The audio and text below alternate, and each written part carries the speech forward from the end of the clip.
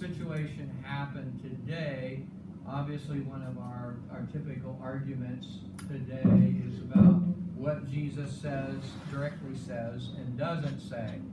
And so one particular group holds up the fact that there's a particular word that Jesus didn't say, and because of that it's okay, which is not the truth, because we always have to remember that there is unity in the Trinity, and the Trinity is in unity. So, from that standpoint, it's always a circumstance about, there's always those people out there that will try to prove Scripture wrong. And unfortunately, what happens is typically they find themselves, in time, they find there's some new evidence that comes up. The problem is that there is no specific extra biblical information, and so there's basically three trains of thought. That number one, that Darius was a fictional king that David or Daniel made up, and for the sake of the Scriptures. Well, that's one. Obviously, that's from the group of people that I've just told you about. The second understanding is that there was a leader of the Persians that basically came in during the fall of Babylon, and that his name was Brunu. Let me make sure I got that spelled right. Rubaru, Gubaru,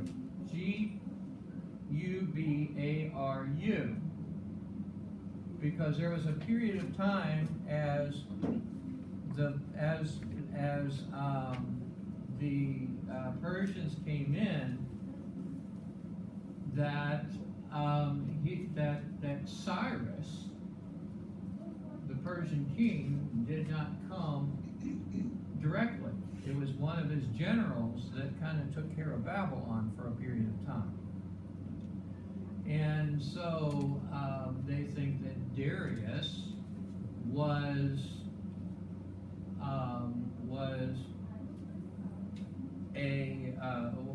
just a general, and that Daniel called him Darius.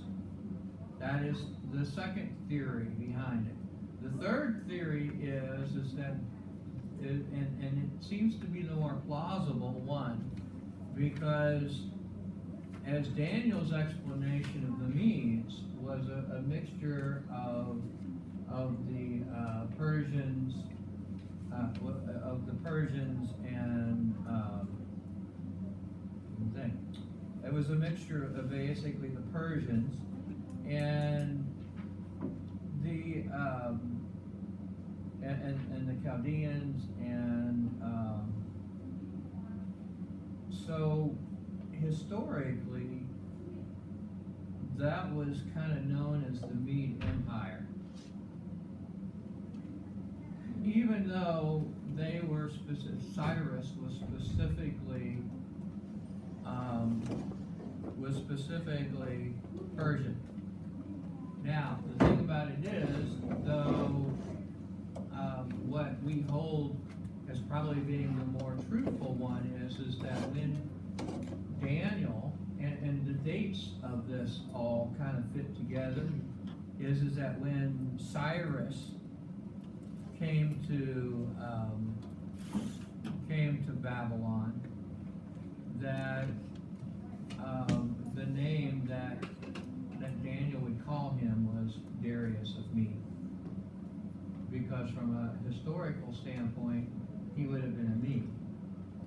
That would corroborate with what my commentary says. It says the Persian term for the provincial official. Yeah. Darius. Yeah. And so that's where we get the name Darius. Just be aware of that, because if you read commentaries outside of Lutheran commentaries, or that a lot of times you'll get this idea that, well, this was just a fictional character. And they say that because they don't find any extra biblical information. The problem with it is that just because you don't find information today doesn't mean that you don't find it tomorrow. And but so for the most part, we're going to consider, for this class, we're going to consider that Darius is actually King Cyrus, the Persian. If it's in the Bible, Huh? said it's true. Yep. So Pretty much it. End of story. We take it by faith. I agree. We take it by faith. But the question is no matter what, as we read this, chapter 6 basically starts more of the attention on Daniel and his faithfulness. And so as we read this, the important things are the statements that come out. We do know extra biblically that there was a Daniel, and we do know extra biblically that he was thrown in a lion's den. Obviously, that is the most well-known story of Daniel, right? We all know Daniel in a lion's den. And of course, you know, even when I teach the chapels, we do Daniel and the lion's den and talk about that. So just kind of understanding as we go into this, that particular thing. So let's pick up with chapter 6, verse 1 through 28, which is in your Bibles. So it seemed good to Darius to set over the kingdom 120 satraps who would be throughout the kingdom. Over them would be 3 overseers. Daniel was one of them, who would be the ones to whom these satraps would give a report, and the king would not suffer any loss. Then this Daniel distinguished himself above the overseers and satraps because an outstanding spirit was in him. So the king intended to promote him over the entire kingdom. And so here we have it. Daniel is there, and he's doing a good job. They set out these satraps, which are basically, you would say, governors or mayors or something like that, were people that answered to the king, and that they oversaw the districts that were out there. And so Daniel was one of 3 that was set over those, but quickly, what did Darius see in Daniel? He saw that there was an outstanding spirit in him. In other words, he saw that he kind of was the cream of the crop here, and that there was something about Daniel that was different. And so the king decided, I'm going to set him over and above all of them. In other words, he's going to be pretty much the second command, right? He's going to answer directly to Darius.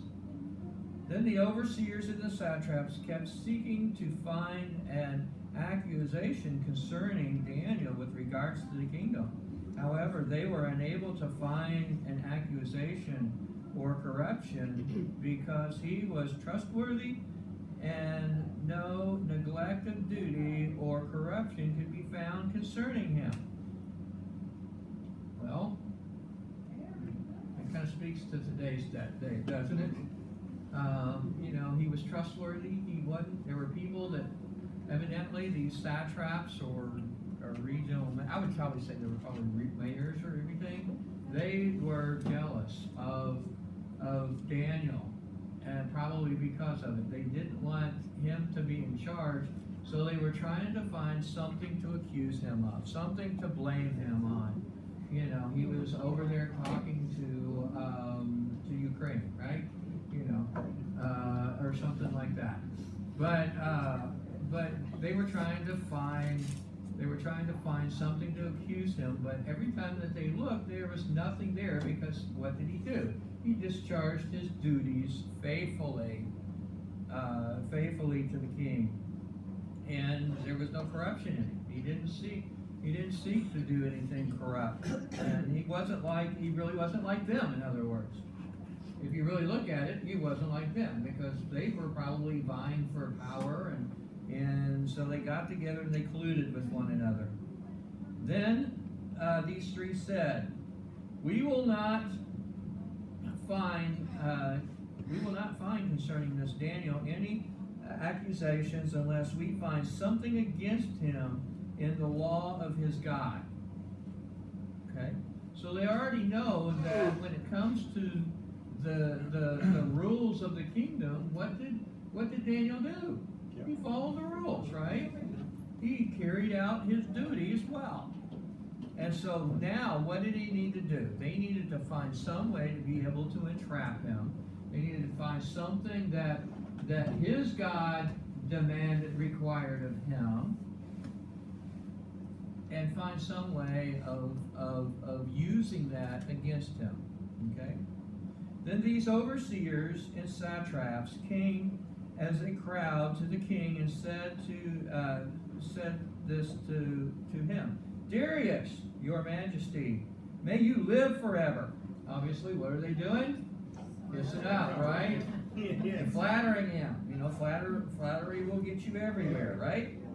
All the overseers of the kingdom, the prefects and the satraps, the counselors and the governors, advised the king to establish a statute and to ratify a decree that whoever prays a prayer to any god or person for 30 days except to you.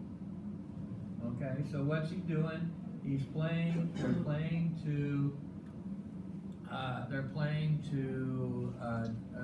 to Darius, right? They're saying to him, oh, you are the God above all gods, and nobody should pray to anybody but any other god but you for 30 days. Right? It's being devious, right? They're being devious. Yeah. Yeah, they're being devious. And here's the other problem with it is if Daniel was set as number 2, are they going around him? Yes. They're going behind his back. They're deceiving him. I mean, first of all, the king should have probably said, well, where's Daniel? You should be taking this up with Daniel, first of all. But they're playing to his pride. They're stroking his ego, knowing full well that he is a king, and what do kings like? They like to be pampered and recognized and all of that kind of stuff, you know? So they're stroking up to this guy, and they're saying to him, nobody for 30 days should pray to anybody. And without thinking about it, probably Darius didn't think anything about it. He said, oh, what an honor, you know? They're going to come to me. Okay, this sounds like something that's good.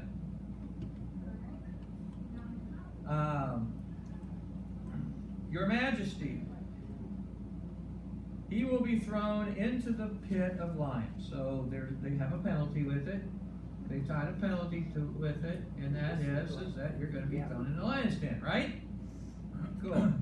Now, Your Majesty, please establish a decree and sign the document that cannot be changed in accordance with the law of the Medes and the Persians that cannot be revoked.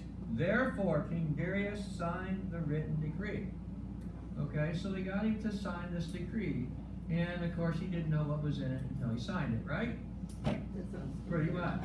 Probably 500 or 600 pages long. Yeah. Yeah. But either way, I mean, but the thing about it is innocently, I mean, the king probably didn't think that there was any reason for deception here. They thought that they were just trying to honor it. And so Darius is here, and he says, oh, okay, this is a good idea. Let's sign this decree. So he went, he signed it. Now there's a penalty. There's teeth to this law that's there. And it was a legal document. So they passed this law that's there.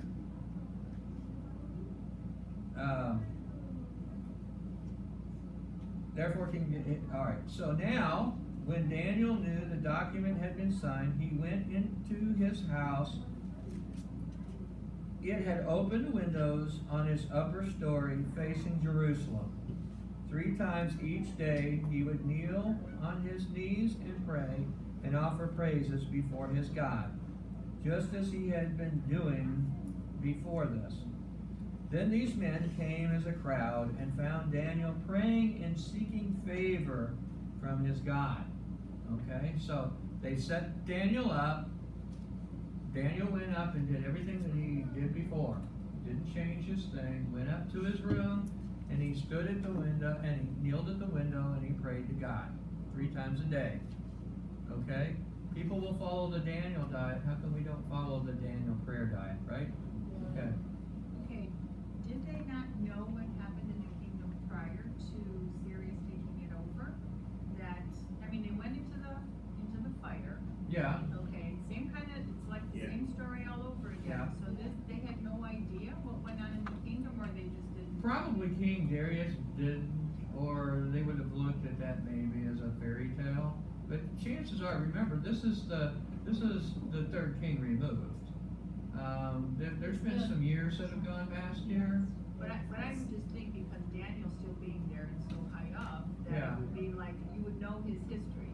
Yeah. You would know that he's not corrupt. Well, probably when they got there, with the previous king, basically promoted him before he Right. died. He was killed. And so probably when they got there, it was like, here's one of the things that would oftentimes happen. And we understand this with Rome, but Rome was not the first one to take it, to do this. Is that typically what they did was, they would come in and they would find out who the leaders and that were. Some of the leaders would be executed. Some of the leaders then would then be used in order to keep order in the kingdom. We know that there was a period of time between the time that Babylon actually fell and the time that the Medes and the Persians took over. So whether it was one of those things that was, so Daniel, here's Daniel who was wearing purple, because that was part of what they did, is they put purple and gold jewels on him, knew that this guy was an important guy that probably had the trust of the people, so they probably kept him in place there. And it was during this time that what he did was he showed loyalty to probably this general Gubera, and during that time that was probably passed on to who we call Darius today. And chances are that's why he was still in power. That was there. Well, I know that he was still in power, but that they didn't even have an idea what happened before. Yeah, It's it's sort very- of surprising. Yeah, it's very possible. They may have heard. It might be one of those things around the campfires. They may have heard what happened with the fiery furnace and that. But like I said, this is a few years removed. I think what was it? There's about, if I remember the dates right, there's been about 30 years. Yeah, I was gonna say, Daniel's 80 years old here, and Yeah. these other guys will probably like we hire at work, these young kids that don't wanna listen to you because they know everything. They don't read the Yeah, fine, there's- they don't read the fine print. And they don't, and it's the Actually- same with us, we don't listen to what the Bible told us way back then either. Yeah, actually, probably this has been 37 years. 37 years, because if I remember right, about the time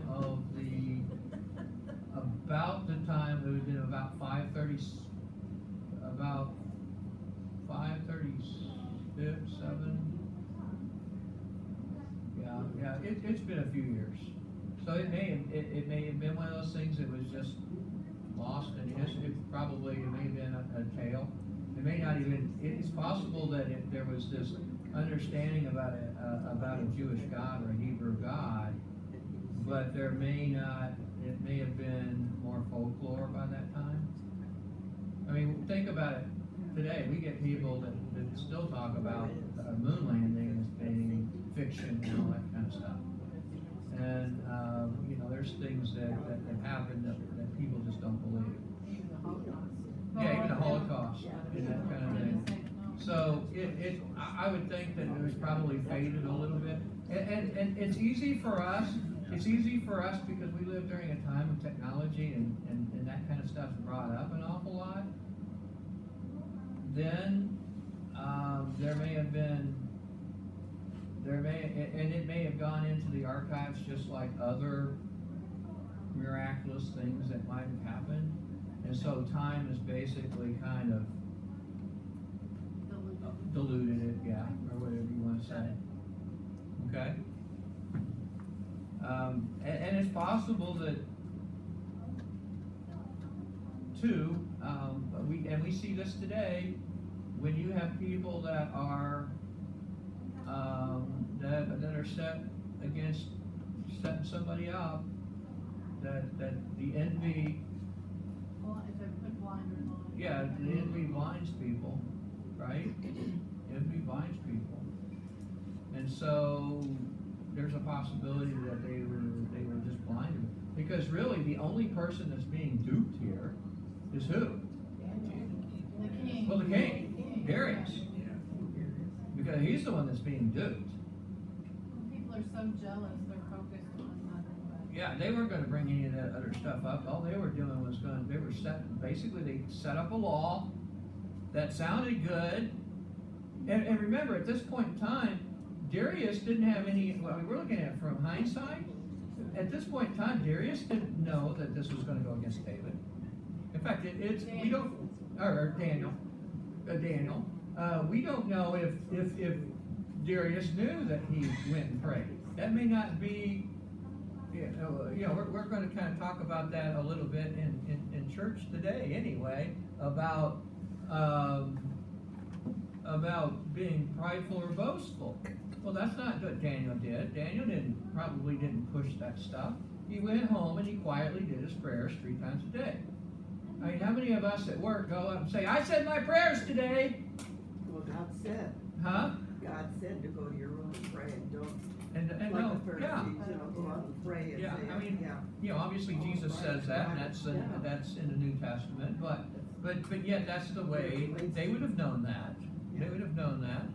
It's not a boastful situation. Prayers are a thing. How many of it, I mean, probably none of us stand on the street corner and yell out to everybody with a bullhorn, hey, I'm praying now! Right? If you have, let me know. Anybody have to do it? Where I I got a used, job for you to do. where I used to live in South Carolina, there was a man that carried a cross.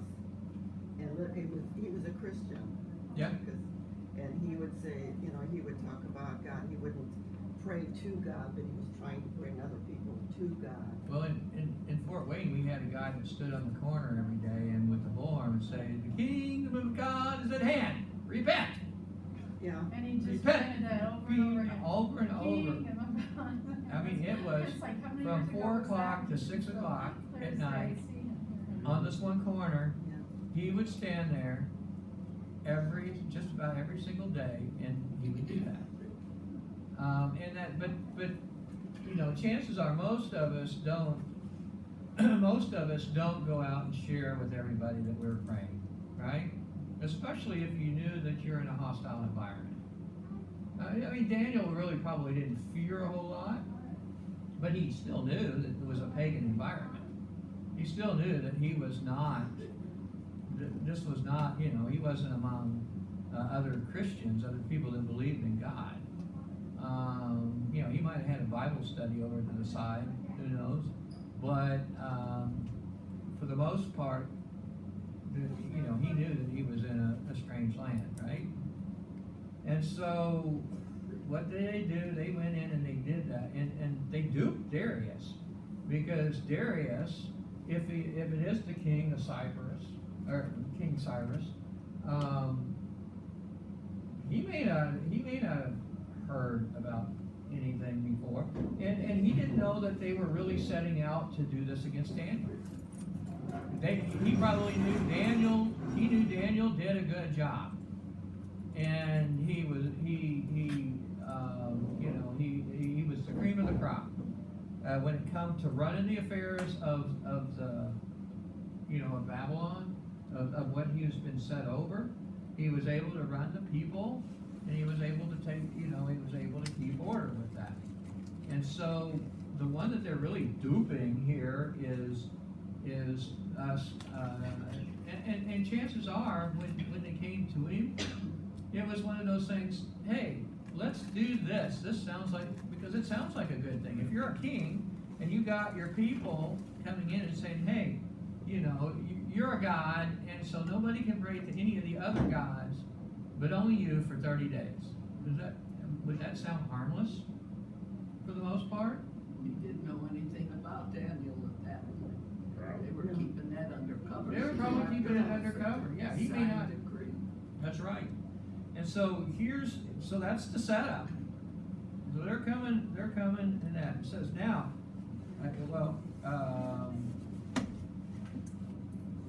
every day he went in. These three men came as a crowd and found Daniel praying and seeking favor from his God. And so obviously they staked it out. They staked it out before that. They knew that he was going to be there. And said, because they brought a crowd. It wasn't one of those things that they came up and said, oh, look, there's Daniel. I'm going to go get people. No, they brought the crowd with them. In fact, where do we see that? Where do we see that else in Scripture? Garden of Gethsemane. Garden of Gethsemane, right? They brought a crowd. They brought witnesses. Well, it's So- interesting that it says the upper room had windows. Yeah.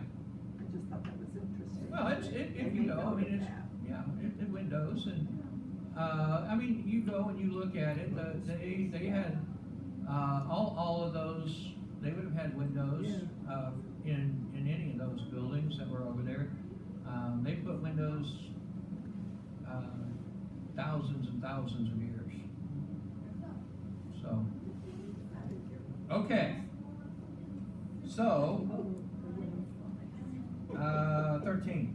Then they came and they said to the king concerning the decree, Your Majesty, did you not sign a decree that any man who prays to any god or man for 30 days except to you, Your Majesty would then throw them into the pit of lions? So they went back to him. They cornered him, basically. So didn't you say this? Isn't this what your decree says? So, he's going to say yes, obviously. And so at that point in time, is he going to be able to back out of it? No, wait a minute, he's king. He should have been able to, but he didn't. But, so they came to him and said, the king answered, Certainly, the matter is like the law of the Medes and the Persians that cannot be revoked. Then they answered the king, Daniel, who is from the exile of Judah, does and pay attention to you, Your Majesty, nor to the decree that you signed. Instead, 3 times each day he is praying his prayers. So, in other words, he had this group outside of there, and they were watching him. And he's doing this 3 times a day, king. He's doing this. He's not paying attention to your law. He's not listening to you. Then the king, when he heard this matter, was very upset about him, and he set his mind to save Daniel. So until sunset, he worked hard to rescue him. Then these men came as a crowd to the king and kept saying to the king, Understand, Your Majesty, that it is the law of the Medes and the Persians that every decree or statute that the king established cannot be changed. So in other words, Darius didn't want to do this. Darius was upset with them for doing this. But yet they've got him backed into a corner, right? Because if he doesn't follow it, what are they probably going to do? Depose him as the king, right? And it's the law. The law evidently that binds the king, that once this decree is given, it cannot be revoked. And that's Mede and Persian law. Okay?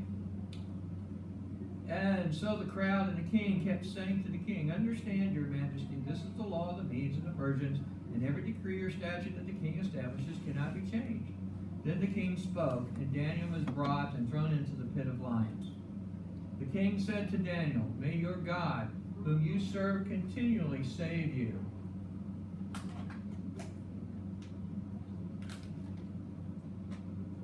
A stone was brought and placed over the mouth of the pit, and the king sealed it with his signet ring and the signet ring of his nobles, so that nothing could be changed with regards to Daniel. Then the king went to his palace. He spent the night without food, and no entertainment was brought before him, and his sleep fled from him. So we can see here by the reaction of the king, he's greatly upset with this. In fact, one of these days he's going to figure out that they pulled the wool over his eyes. So, but it's too little, too late. Yeah, he's following. So as a good king, what's he doing? He's following the decree that he's done, but he's highly upset about it. He's highly upset about it. Then the king spoke, and then at dawn the king arose in the daylight and hurriedly came to the pit of lions. As he came near the pit, he cried out in a terrible voice. The king said to Daniel, Daniel, servant of the living God, your God whom you serve continually, was he able to save you from the lions? And so he's hoping that this God that he prays to would have saved him. Why? Because the king would have trusted in other gods, right? The king probably had his gods that he served, and he would hope that they would rescue him, right?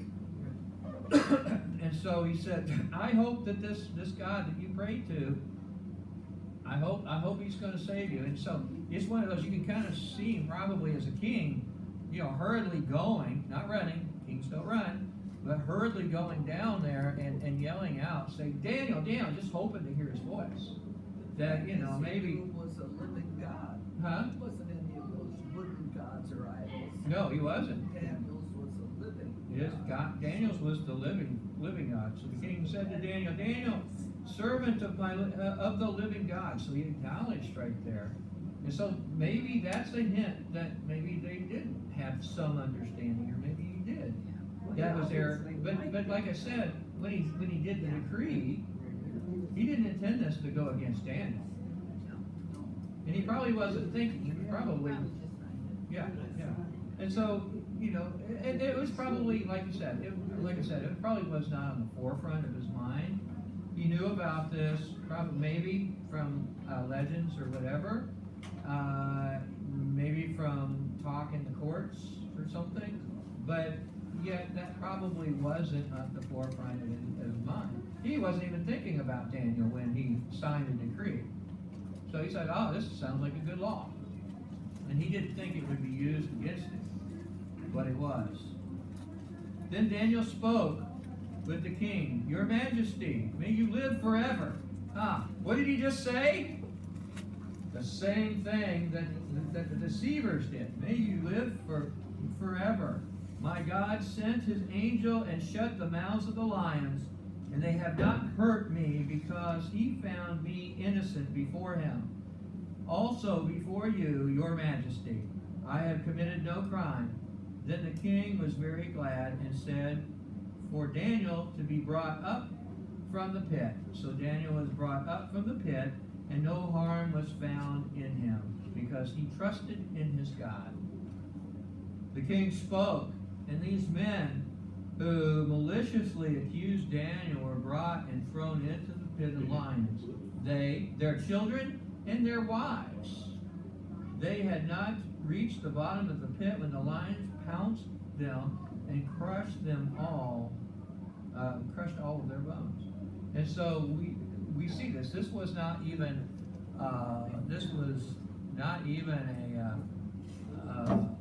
anything similar to Daniel, because Daniel was thrown in, and did the lions pounce? No. Immediately he was under the protection of God. But yet these people, they weren't even hitting the ground, and the lions were already pawing at them, right? You gotta remember, the lions hadn't eaten all night. Yeah. Yeah. Worse than that, it's like dangling a steak that Meal of they the didn't day. have. It was What like, a feast. yeah, it was like dangling that steak. Here's a steak, you can't have it. So by morning, they were probably pretty hungry. But we see the anger of King Darius, though, don't we? That he's been deceived. And what happened, it wasn't only these leaders, but it was their wives and their children as well. They destroyed the whole families. That's how angry the king was. Yeah. Moral of the story, watch what you say. What? The moral of the story, watch what you say. Watch what Yeah. you say. Then King Darius wrote to all the people, nations, and languages that dwelt in the entire earth. In other words, whenever they say the entire earth, we're really talking about the land of Babylon, because that was considered the entire world. May your peace increase. From me is given an order that throughout my royal dominion people should continually tremble and be afraid before the God of Daniel. Once again, this decree that people should understand that the God of Daniel is a powerful God. Okay? For he is the living God. He is the living God. And that's, that's like Jerry said, that's the important thing, is he's not one of these idols. He's not one of these things made of gold or wood or anything like that. But he is the living God, enduring forever. His kingdom will not be destroyed, and his dominion is eternal. He saves and rescues, and he works signs and wonders in heaven and on earth. And he saved Daniel from the hands of the lions. So this Daniel prospered during the reign of Darius, that is, during the reign of Cyrus the Persian. Here we have one of the things that connects it. And this is one of the areas where we understand that it's probably Cyrus was the king that it was. Even though it says, even though it kind of divides it a little bit. And so here we are, again, we've got Cyrus proclaiming what? He's proclaiming that this is the God, the living God.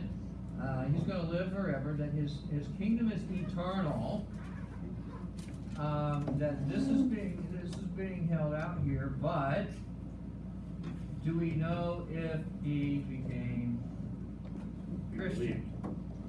Huh? Doesn't say that. Doesn't say that. So he acknowledged it once again. Why? Because the Persians and the Medes also were polytheistic, which meant that they had many, many gods, and they just recognized this as one God among all the gods. So they did not recognize Yahweh in the way that they did. Although he recognized the power of Yahweh. Well, and he calls him the living God. The living God. These other wooden statues weren't living. No. Well, obviously we see just in the whole idea of the fact that Daniel was thrown in, and what happened? An angel came and shut the mouths of the lions, right? What happened when these other people were thrown in? What?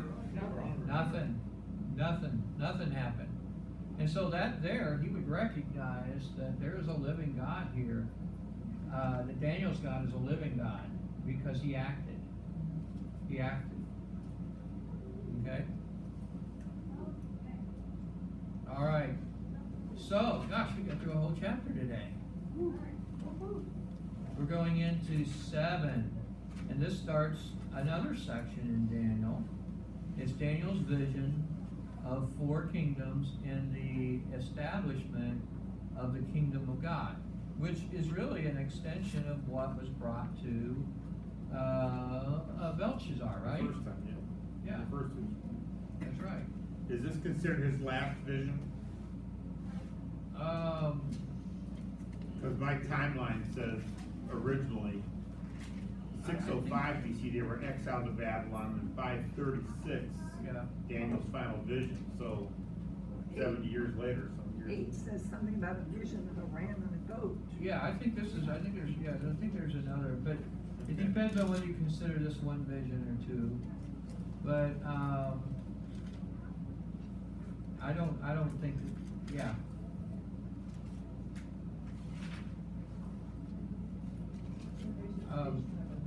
I don't think this is his last one because it is the vision of the goat.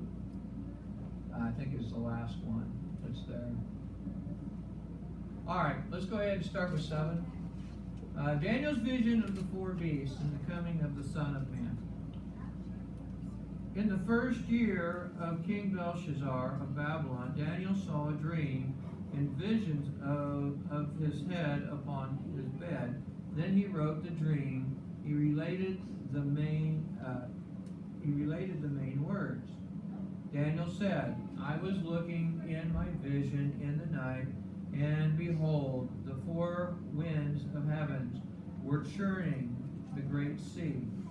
4 large beasts were coming up from the sea, each one different from the others. As we read this, what are we thinking of already? I'm thinking of Revelation. Revelations already. Did we hear talking about this? Yeah. That evil does what? When we see the whole idea of the churning sea, yeah, it's evil in that. And then we see the demons coming from it, the dragons coming from it, right? And so that's really what we're kind of doing. We're starting into this apocalyptic part of Daniel. And so we're going to see a lot of back and forth between what we saw in Revelation and what we're going to see here. In fact, what we understand is that Revelation is explained by Daniel, right? Daniel and Ezekiel. Yeah, Daniel was obviously written first. Right. And so we see these and we understand. So right now we see that there are 4 kingdoms that are churning up the seas. In other words, these 4 winds which are churning up the seas. He compares them. He compares these kingdoms as winds. Why would he compare them as winds? Because you can feel the effects but cannot see it. But they're fleeting as well, right? Yeah. Here, then they're gone. They're here, then they're gone, right? And so we've got this whole idea they're churning up the seas. In other words, they're bringing evil. The large beasts were coming up from the sea, each one different from the other. So these kingdoms, which are the 4 kingdoms, are coming out, and each of them are different. Each of them have different. Babylon was different than the Persians and the Medes, right? Right? And the Syrians are going to be different. And Rome is going to be different, right? So all of these, they're all going to have their differences. In fact, Rome is much different. Is that gonna be the 4th beast, Rome? Huh? When we get there, the 4th beast is Rome? 4th beast is Rome. Well, remember, in Revelation, what did we see coming out of the sea? One of the things we saw coming out of the sea, it was the dragon with the 10 horns, right? And the 7 heads, one of which had a mortal wound. So he's foretelling, and he's foretelling this Roman Empire that's a beast that's going to come out of there. And what does John in Revelation do? He explains it and identifies it, right? Remember, this is a prophecy here. He's looking forward. Daniel is looking forward to what's going to happen. Okay?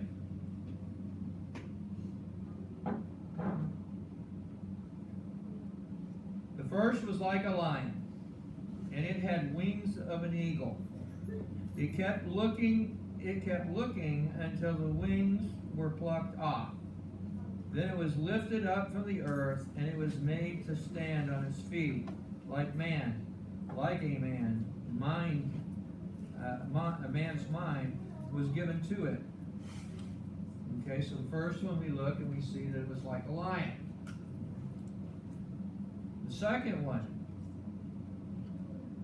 and behold, the second beast resembled a bear. And on one side it was raised up. 3 ribs were in its mouth between its teeth. And this is what was being said to it. Arise, devour much flesh. And so, in other words, the second one, which was the bear, basically devastated Babylon. Okay? And this, I continued looking, and behold, another was like a leopard, and it had 4 bird wings on its back. The beast had 4 heads, and dominion was given to it.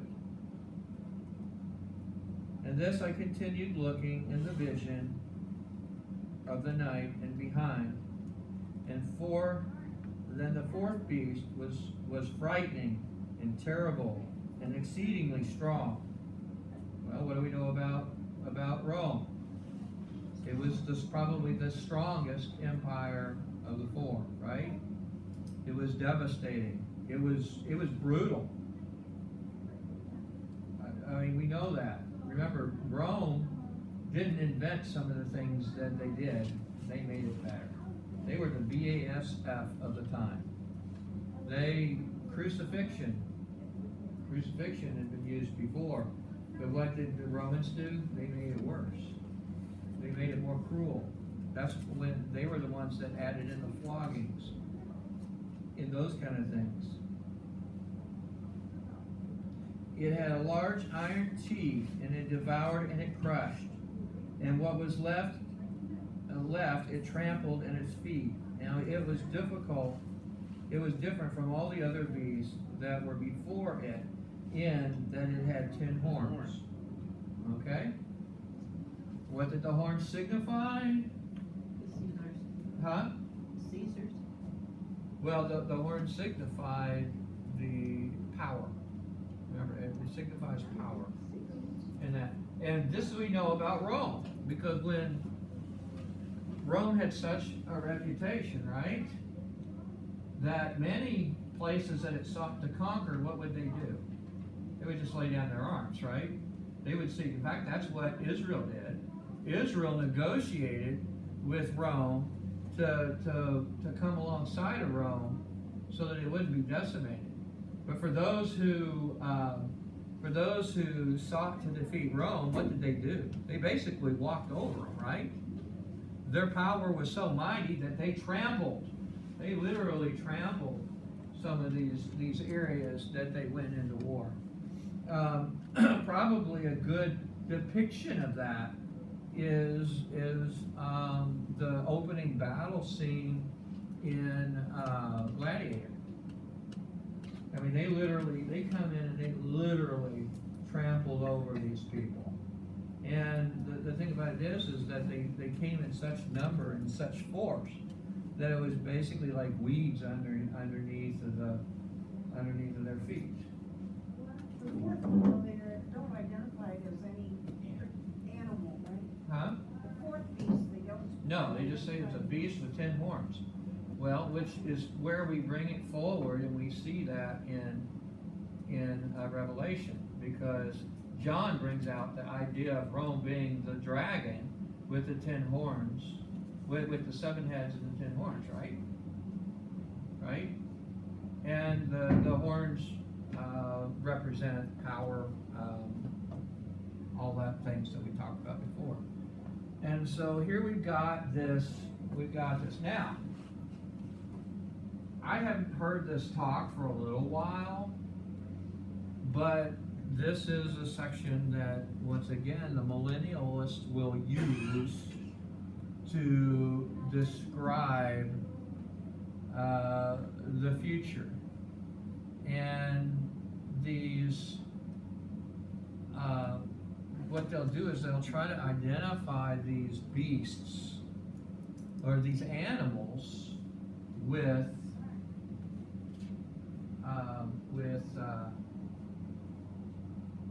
current nations.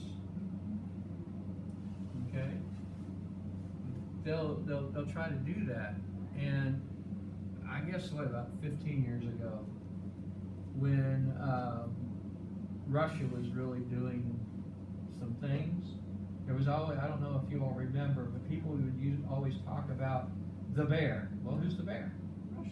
Russia. What's the symbol of Russia? Is the bear. And so they would use these and try to tie these into nations today. Oh, just like the eagle It's the United States. Yeah. and England has that lion on its flag. Yeah. That must be where they got this. And China would be the jaguar. Or the leopard. Oh, okay, Okay?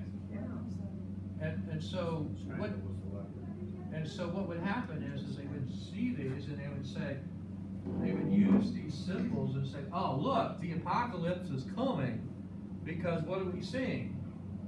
Well, without understanding that what he was talking about was he's talking about this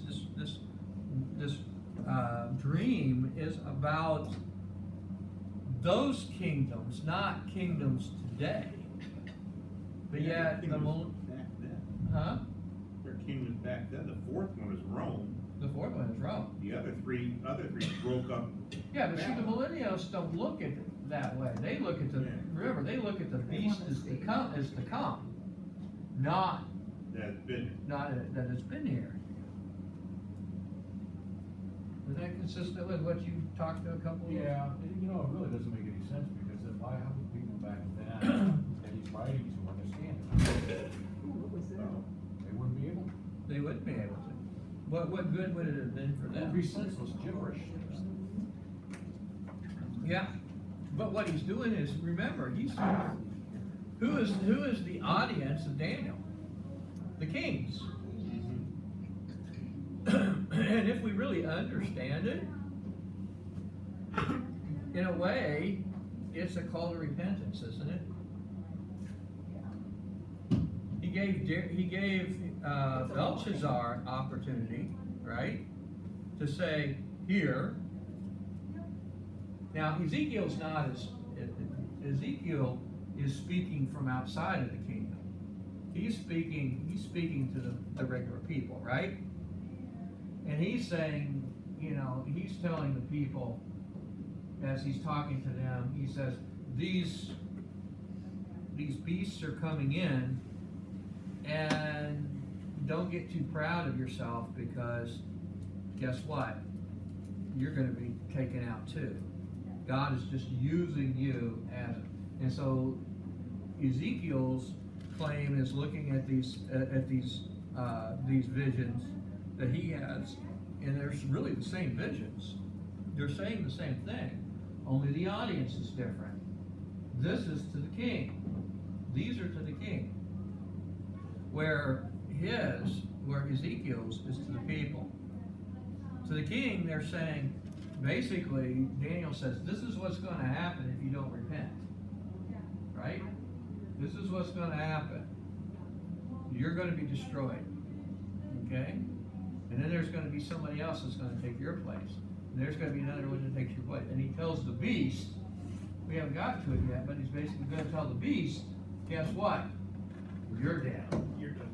You're done, because the Son of Man is going to come. Okay? So that's what he's getting ready to tell them. So, that's Daniel. Ezekiel is saying to the people, God has used because you were sinful, God is using these people, these nations, to come in and chasten you guys because you were unfaithful to God. But they will not last. They will be destroyed. And eventually, this will continue until the Son of Man comes. Which is the first time. Huh? Son of Man comes the first time. Which is the first Because the time. millennialists use it for the second time. Yeah, they use it for the second time. They look at it as a template that they're using for the second one. Yeah.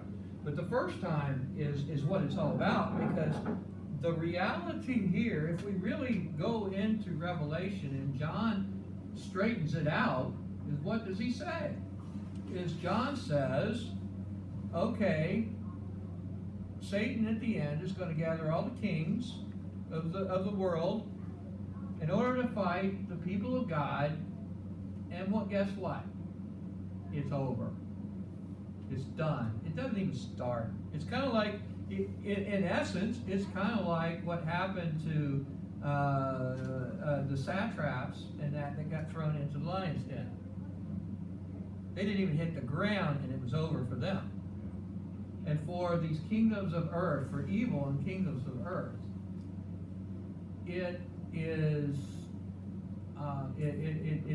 you know, they said they mass for Armageddon, and what happens? God just plain speaks it and then wipes them out. That's it. Anticlimactic. But see, that's the thing is these millennialists are looking at it towards, there's going to be this Armageddon that's out there. I mean, there's been many movies that's made about Armageddon, right? About the end of the world, about all of this. But the reality of it is that, yeah, things mass up together. These kingdoms of the world come together. But do we have to worry about it? No. God's got it under control. He takes care of it. And so those are what these do.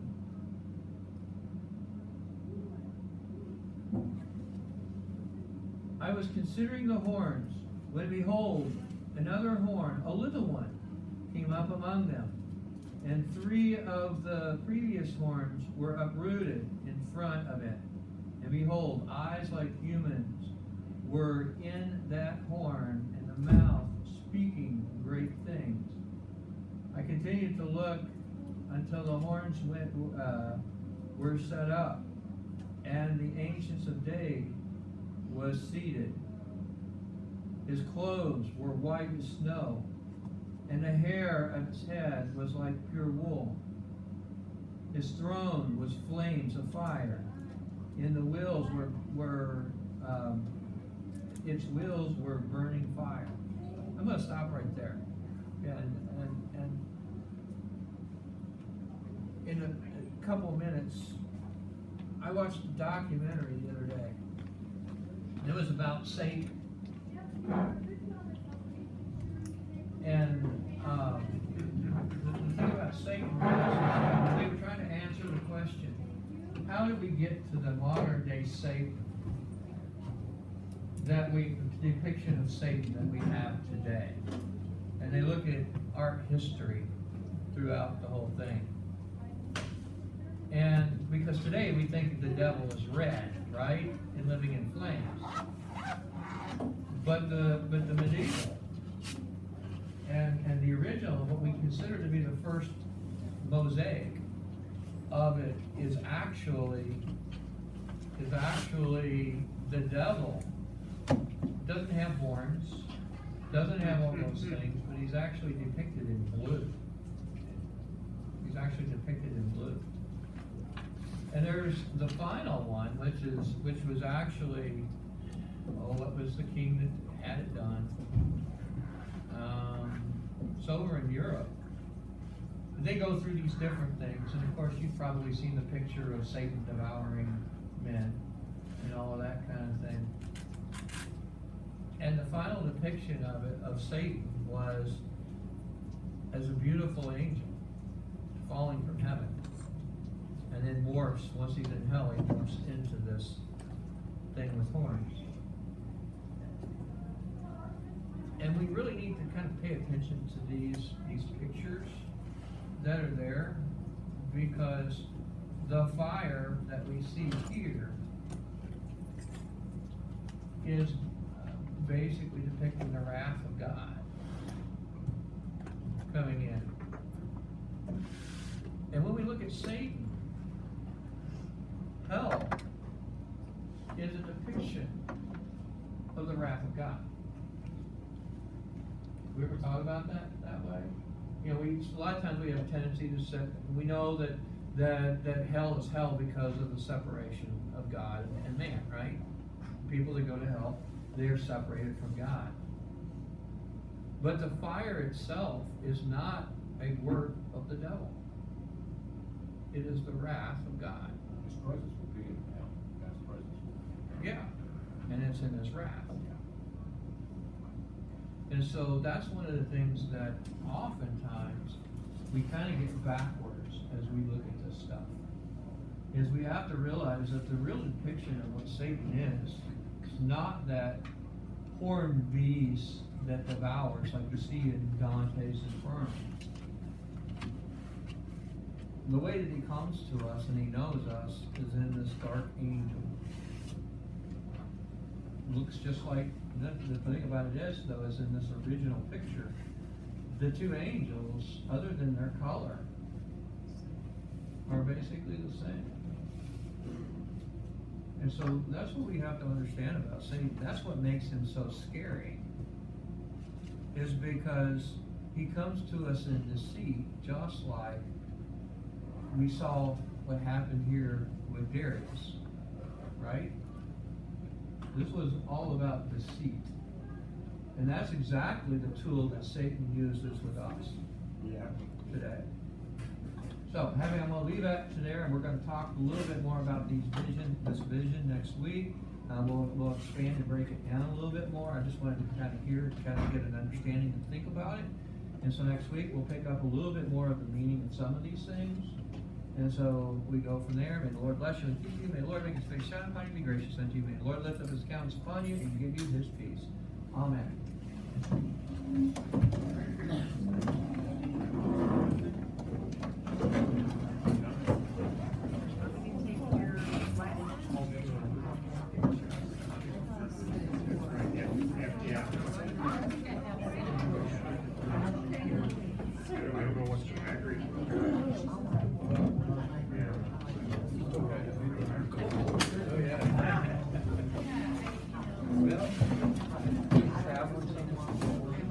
I've been going alphabetically through the president. I honestly cannot come up with that. Because he'll have to lock their tank. I don't know. I'll have to try Well, right then you from can talk to the right person. I'm going right by. Progressive dental. Yeah. See ya. Okay. Have a good day. Yeah, you too. Yep.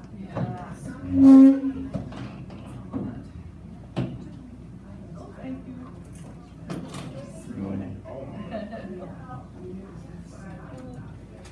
Two presidents that have 10 letters in their last name.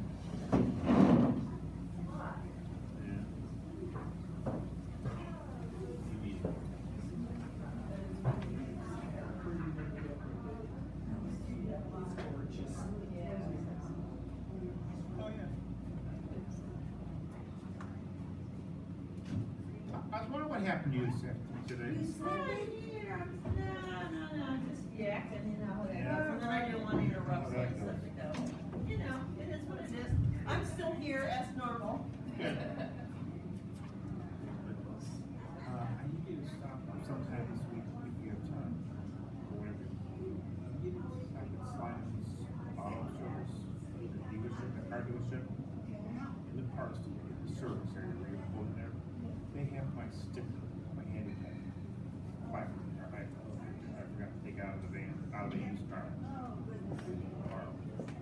Okay, so if you just go into service, and then they're gonna pick up my handicap stickers. Yeah. You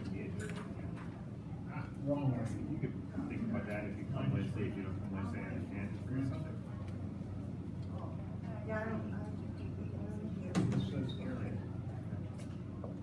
But I will. Good, text me and see, so I know how she's doing. Or give a call. Okay.